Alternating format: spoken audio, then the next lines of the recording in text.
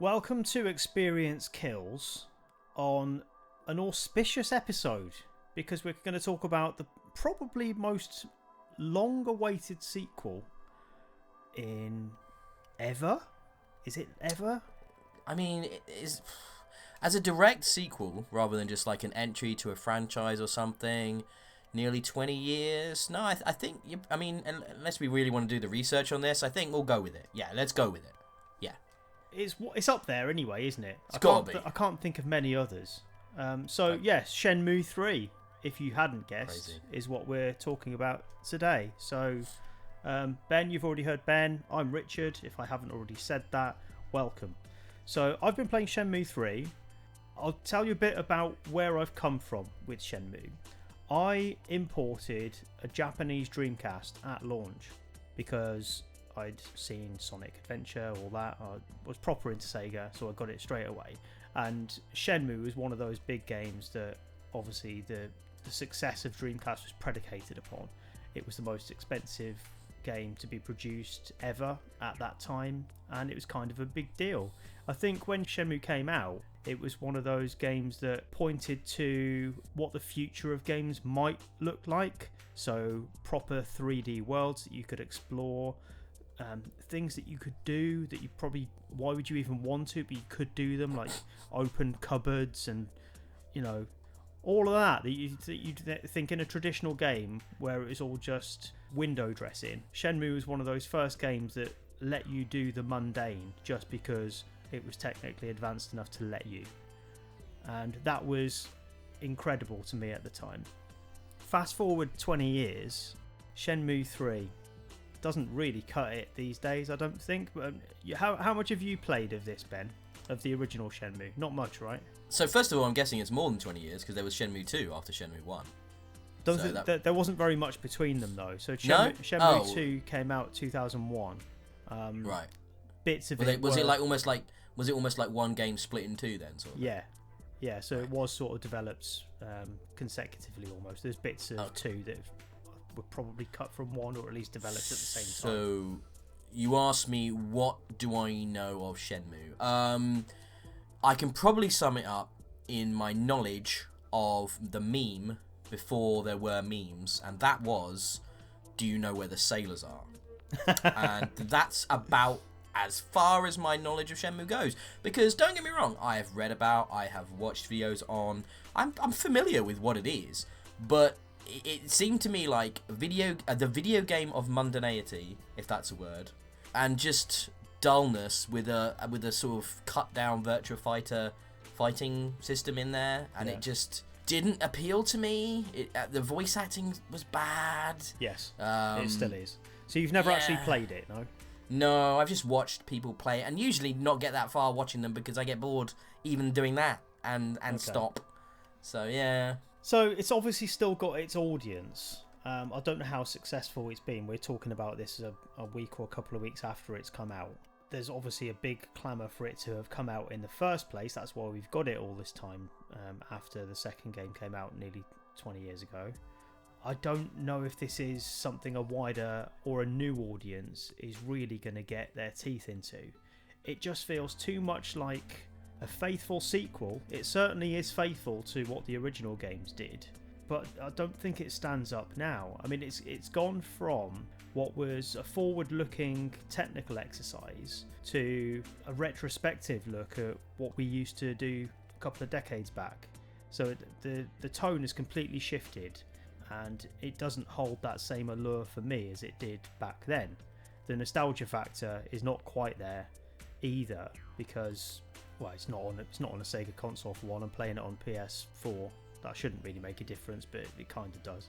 And I don't know, it just feels like it's an exercise in nostalgia rather than a genuine exercise in creating a new video game.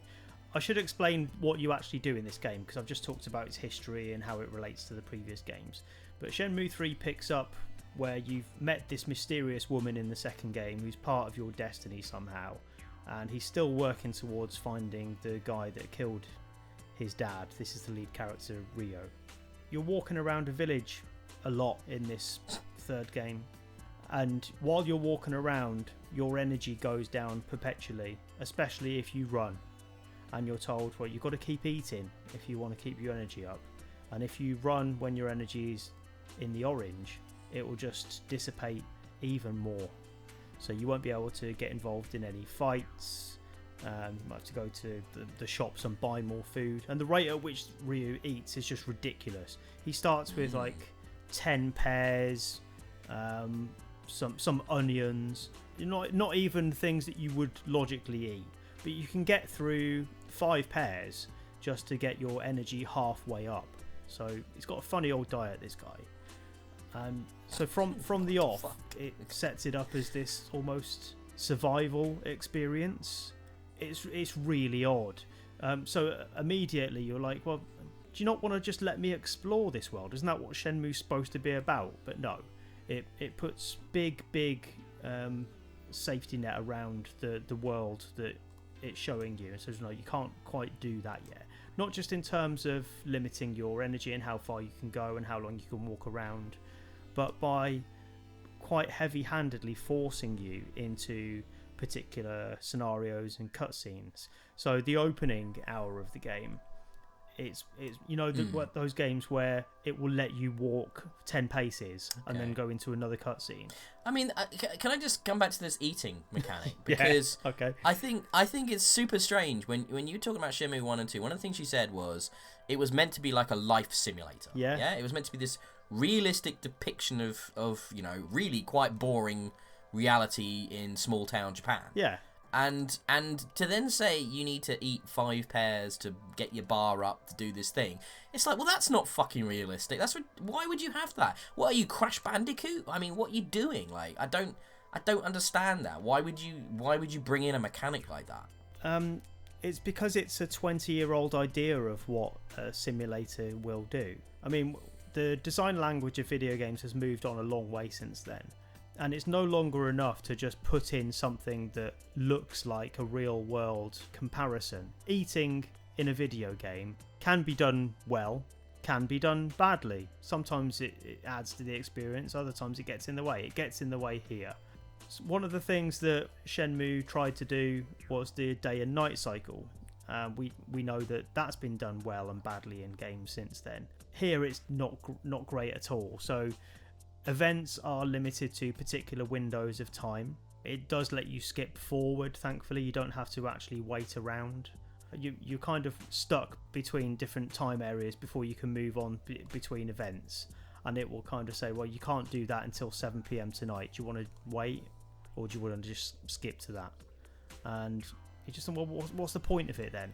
If I can't naturally get involved in events throughout the day, and you're just telling me that the thing that I have to do next can only happen at a particular time, what's the point of the mechanic where I wait around or press a button to skip? Why don't you just take me there?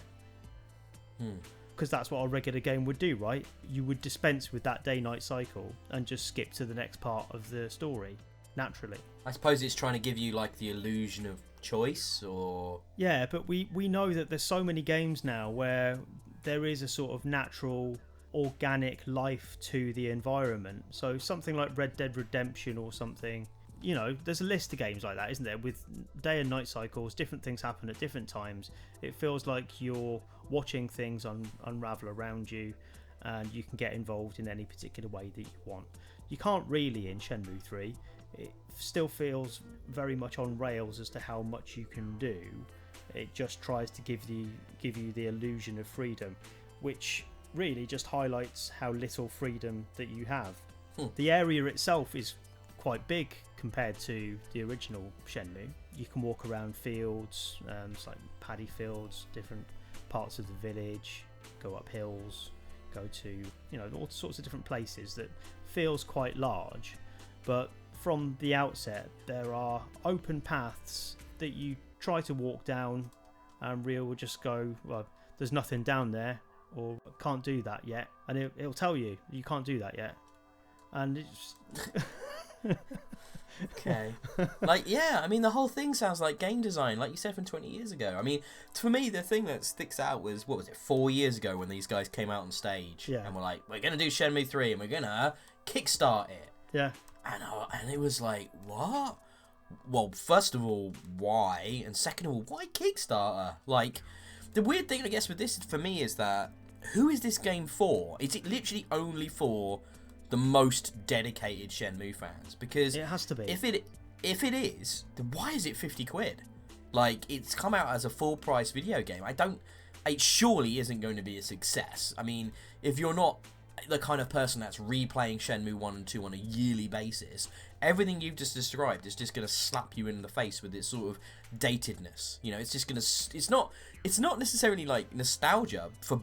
Do you have nostalgia for bad gameplay mechanics? Is that something people have? Like, you know, oh, I used to love it when, you know, this save would corrupt. Haha, good in the old days. Oh, that was fun. Or, you know, like you just described the open world. Oh, you got to love an artificial wall blocking your progress. Oh, good times. I mean, that does... so weird. So strange. Yeah, no words. Yeah, it's really annoying. To the point that even, you know, there's conversations in the game where you just think, is that a knowing nod to how disempowered I am in this game? Because I ran out of energy, so I was doing my training in the town, trying to get my kung fu levels up, because you can level up in this one. And I ran out of energy, didn't have any onions to eat, so I went... Fucking onions, of all things, onions. Like, really? Yeah. Who just munches on an onion? I mean, you could have come up with anything. So, like, yeah, you can buy all sorts of fruit and veg, you know, whatever you want. Oh, right, Carrots, whatever. Right. So I ran out of stuff to do in the town. I didn't have any energy. So I went back to the house where this woman lives, and she's letting me stay with her. And I was like, is there anything I can do to help? And she's like, oh, thanks for offering, but no, it's fine. And you can't even open cupboards in this house like you could in the first game. There's nothing in the house to do apart from talk to this woman and go to bed. And she's like, yeah, don't worry about it. And Ryu replies, well, let me know if there's anything that I can do. I guess it's only 2:30 in the afternoon, but I guess I'll just go to bed. Yeah. I'll just go and lie down and stare at the ceiling for 6 hours. I did. I tried to go to bed at 2 p.m. and it lets you save at the bed, but I can't go to sleep yet. Won't even let me do that, so I've just got to wait until the next day. So, alright, so that mechanic, that sort of time slice of life gameplay mechanic, and there's a game series I love that does it so well, and that's Persona. Yes. There's you know, you have your weird crazy dungeons to do at night, but during the day, and then, you know, you got school, and then you've got social activities and talking to people and going to the library and all kinds of different things you can do. And there's actually so many choices, you never run out, because you're actually having to cut stuff out of, you know, your day because you can't do it. There's too much to do. So this sounds like the exact opposite. I don't understand. How can they have mechanics that mean you literally hit a wall at 2 o'clock in the afternoon? It's like, well, no, you're just going to have to stand in a room and watch the day-night cycle transition. Well, I'll level with you. I'm being slightly unfair, because if I really wanted to, I could go back to the village and I could do any number of menial tasks to earn a bit more money, buy more food, get my energy back up, and do some more training. What, you mean you don't want to do menial tasks in a Shenmue game, Richard? I mean, isn't that the whole fucking point of Shenmue? These are the bits that people have complained about. So the forklift bit in Shenmue 1 was terrible. Everyone hated the forklift bit in Shenmue 1. It just drags on for days and days and days. Why they think they need to build the entire introductory area of Shenmue 3 around that, I don't know. But there's a wood chopping section where a guy will pay you to chop wood, and he will watch you do it. I don't know why he's paying me if he's just going to watch me do it. It's so creepy. But I love it. It shows Ryu standing against some logs, and his body twists from side to side like it's some sort of arcade machine thing, and you've just got to press A when his arms are lined up with the log. He'll just twist from side to side and then chop when you press A. And then the more logs you get, the more money you get. And there's just stuff like that. So you can get paid to chop logs, you can buy more food. There's other stuff, like you can pick flowers and herbs. You can play games like obviously in Shenmue, you can use pachinko machines and those gacha machines to get little toys and balls. All stuff like that, right? Which 20 years ago you'd think, oh, that's pretty cool. I can use a gacha machine in a game. That's like a game in a game, isn't that cool? I think we're over that now. But yeah, it feels like it's gone, like, it kind of jumped the shark with all the things that make Shenmue and loaded them up so heavily in the first section. You just think, well, where's the fun bit? Wasn't this about story? Because you talked about nostalgia. It isn't just nostalgia for the game. This is supposed to be finishing off, or, well, at least continuing the story of Ryo and his search for the murderer of his father. And for the entire opening section and further in, it just feels like the pace is so glacial. There's nothing happening. There's no dialogue that you care about. It's so boring, all the conversations that you have in this, because they're so poorly written. They don't even make sense. We've just spoken about another game in a previous recording called Interrogation, which is a game based predominantly around the writing. This is about writing. It's taken 20 years to get to this point, and they haven't really bothered with effective dialogue or narrative. And that just blows my mind, because that was the whole point of people wanting this, to continue the story. And I'm just so bored by it. I can't muster up any enthusiasm for the story at all, and I'm just thinking, well, can I just get to the next bit that looks interesting? Because I don't care what anyone is saying. None of these characters feel real to me. At least 20 years ago, there was that novelty that, oh, you can talk to people in the street and you can see them again like the next day and they'll be doing something a bit different. It felt like it was kind of simulating, you know, the organic nature of society. But in this, you can see through that now. It's just NPCs standing around triggering meaningless sound bites. Doesn't mean anything. It's just nonsense. I suppose it's a double-edged sword that they're dealing with here, to be fair to them. I imagine when they were approached by Sony, you know, we want another Shenmue. Yeah. You know, because I know some of the original creators are involved, and it's like, well, they've given the fans that. They've given the fans, you know, literally as if a sequel that had been made 2 years after Shenmue 2, that's what they've created, you know, or 18 months, like, you know, and I guess for the super fans, that's what they would want. And if they had innovated, if they had made changes, if they had moved things forward to be like a more modern video game, then they'd be getting criticised for that, wouldn't they? I don't know. I mean, I'd go back to where I started, really. I think this is probably where we wrap it up. I'm just saying the whole point of Shenmue when it came out was that it was so forward-looking and revolutionary, at least in its intent, even if it didn't pay off in the execution. The whole idea of Shenmue was to just push the video game concept forward, and they've totally 180'd on that, and it's now about chasing after some 20-year-old experience.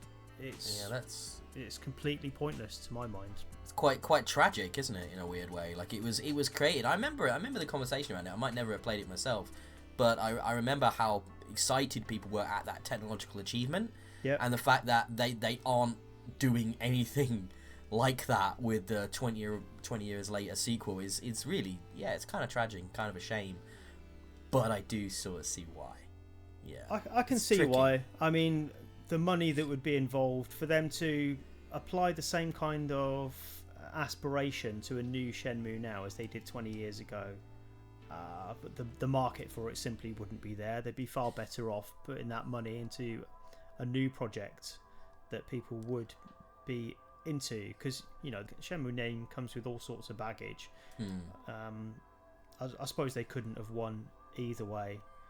No. At least this appeases the die-hard fans. Oh, don't forget this was a Kickstarter, Richard.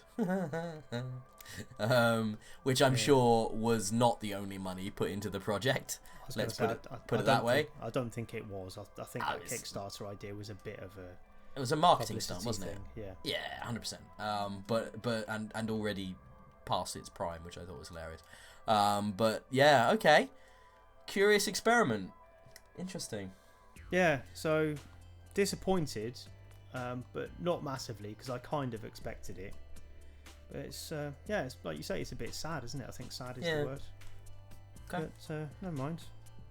Well, roll on Shenmue 4 when the story might end. One more thing, Richard. One more thing. Are there sailors? Not yet. I haven't reached any sailors. Oh, if there's not sailors to try and find and interact with, then I would be very disappointed. I think there's probably not, at least for a while, because talking to the girl in this, she was asking me questions about where Ryu's come from, and he tells her about the port town that this all started in. And he's like, "Have you never seen the sea?" She's like, "Nah, just the river down there, innit? That's it." So, no sailors. Wow. Okay, cool. I'll let you wrap this up. So that's Shenmue 3. Sorry to be so down on it. I really want to like Shenmue 3 because I do have a bit of nostalgia for it still wrapped up in me, but not a good video game. That's what I'm here for, isn't it? Just to give you an honest assessment of what games are good and what's not. This is not. So don't waste your money unless you are one of those diehard fans, in which case you've already got it, so I'm wasting my breath. You probably kickstarted it. You probably did. So thanks for listening anyway. Hopefully it's fun to hear me and Ben kick the dead dog that is Shenmue 3. I wouldn't say I did that. I mean, I don't know enough about any of it, so it's like, well, you're watching me kick the dog, so if that went to court, you'd be implicated. An accessory to dog kicking. Yeah. Okay. So yeah, Shenmue 3. Thanks for listening, everyone. We've been Experience Kills. I'm Richard. That's Ben. You can find us on Twitter at Experience Kills. I'm at Colonel Red, and Ben is at DIYE. Follow us. Talk to us about stuff. So if you've got any comments on this podcast, this video, or any of our other videos, let us know. We'd be grateful to hear from you. You can follow us on YouTube, find our videos on there. You can find our podcasts, so just the audio recordings of these videos, on all good podcast providers. Listen to us again. We love speaking to you. I'll speak to you again soon. Don't laugh at that. I mean it. It was just getting a little bit desperate. I kind of like that. It was funny. It is desperate, isn't it? A little bit. Okay, I'll dial it back. Yeah, like whatevs. See ya. Yeah, I don't care if you come back or not. What do you think of that? Bye. Bye.